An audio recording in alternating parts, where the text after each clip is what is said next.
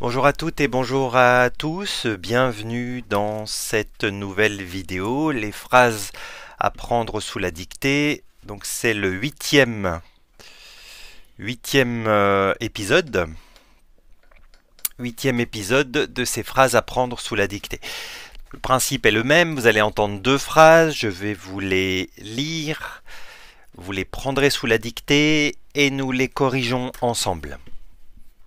C'est parti, tenez-vous prêts. Phrase numéro 1. Je lis d'abord. Quels que soient les besoins du pauvre, quelque grand que soit son dénuement, l'avare reste sourd à son appel. À vous d'écrire. Quels que soient les besoins du pauvre,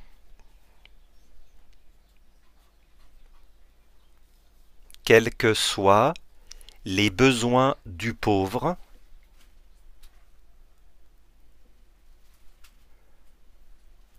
virgule, quelque grand que soit son dénuement, virgule,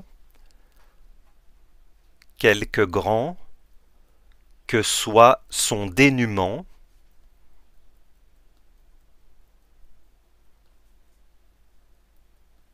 virgule, l'avare reste sourd à son appel. Point final. L'avare reste sourd à son appel.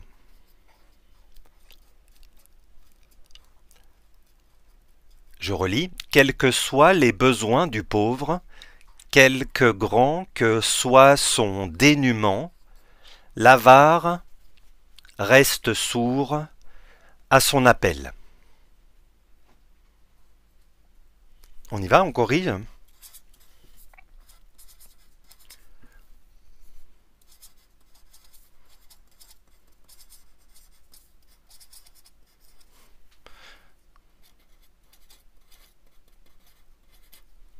Quels que soient les besoins du pauvre, quelque grand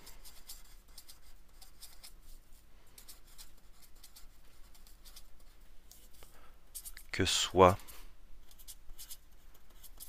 son dénuement, virgule, l'avare reste sourd à son appel. Désolé. Voilà. J'ai monté la feuille.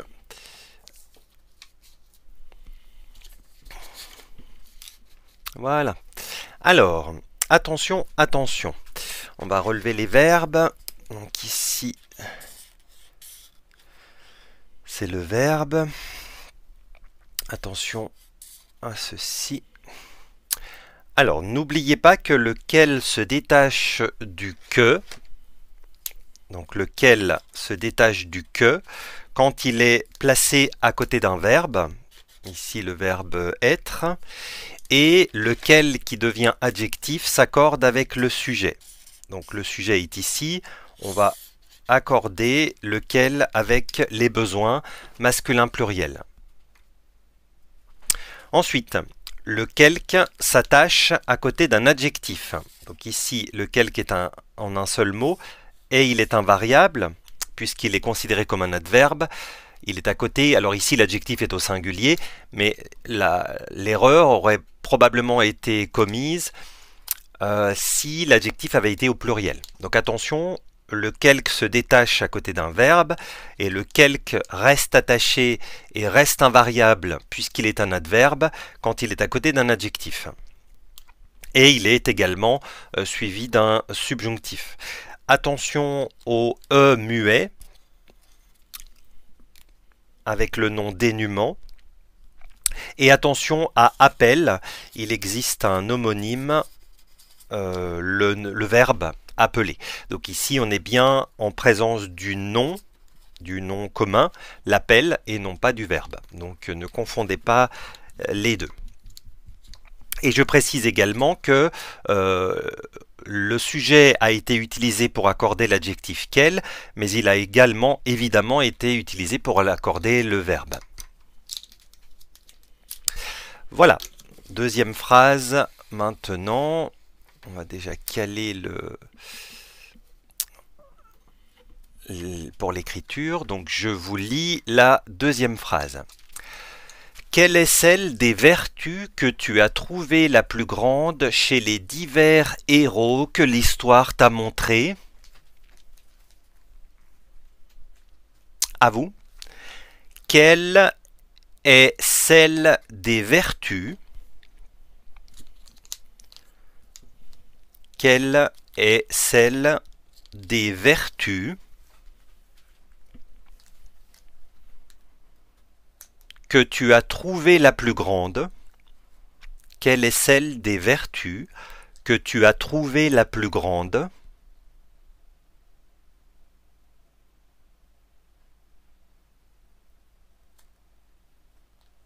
Chez les divers héros, quelle est celle des vertus que tu as trouvée la plus grande?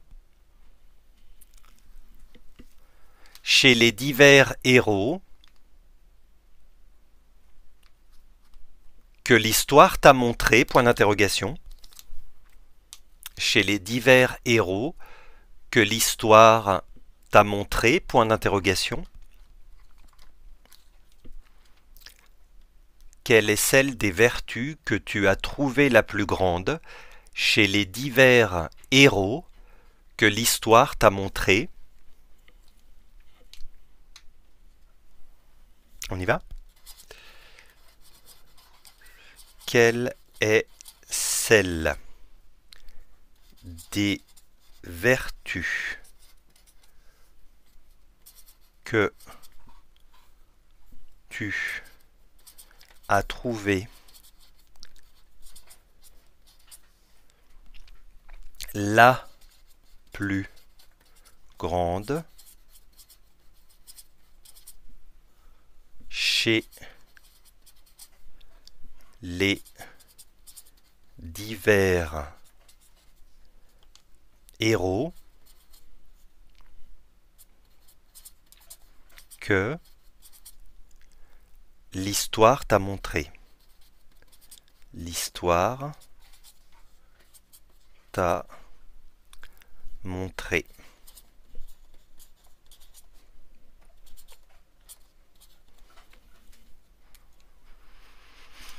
Alors ici, c'est la problématique de l'accord du participe passé. On a un participe passé ici et un deuxième ici. Dans les deux cas de figure, nous sommes en présence de l'auxiliaire avoir. Et comme vous le savez, puisque vous connaissez la règle, le participe passé avec avoir s'accorde avec le COD antéposé. Ici, le COD c'est que, donc il est visuel, hein. Ici, le COD c'est que et il est visuel également. Donc on va regarder l'antécédent, c'est-à-dire le mot qui colle à gauche du pronom relatif. Et ici, c'est les divers héros. Donc, le COD antéposé, c'est celle qui justifie l'accord du participe passé au féminin singulier. Le deuxième COD antéposé, c'est les divers héros, ce qui justifie l'accord du participe passé au masculin pluriel. Voilà. Donc là, on ne fait qu'appliquer une règle de base et le COD ici est visuel. Alors déjà dans un premier temps auditif, hein, si vous êtes très attentif lors de la lecture de la phrase, vous avez déjà repéré auditivement le COD, et après lors de la relecture, le COD devient tout à fait visuel. Vous pouvez passer par la question également, tu as trouvé quoi la vertu? L'histoire a montré quoi? Les divers héros. Donc on peut passer par la question, effectivement, pour être sûr de la présence du COD antéposé. Attention à vertu, je vous rappelle qu'il y a des exceptions de mots féminins qui se terminent juste par un U. Donc c'est le cas de la glu, c'est le cas de la tribu, c'est le cas de la bru, et c'est le cas de la vertu. Donc bru c'est belle fille, hein, si jamais. Et vertu, donc ce sont les exceptions des noms féminins en U qui ne prennent pas de E supplémentaire, raison pour laquelle ici je n'en ai pas mis. Je n'ai pas dit les divers zéros puisque le H de héros, je vous le rappelle, est un H aspiré. Et devant un H aspiré, on ne peut ni élider ni faire la liaison. Vous l'avez peut-être remarqué en m'écoutant. Et c'est tout ce que j'ai à vous dire sur cette phrase-ci. Si vous avez des questions, n'hésitez pas. Si vous voulez réagir, n'hésitez pas non plus.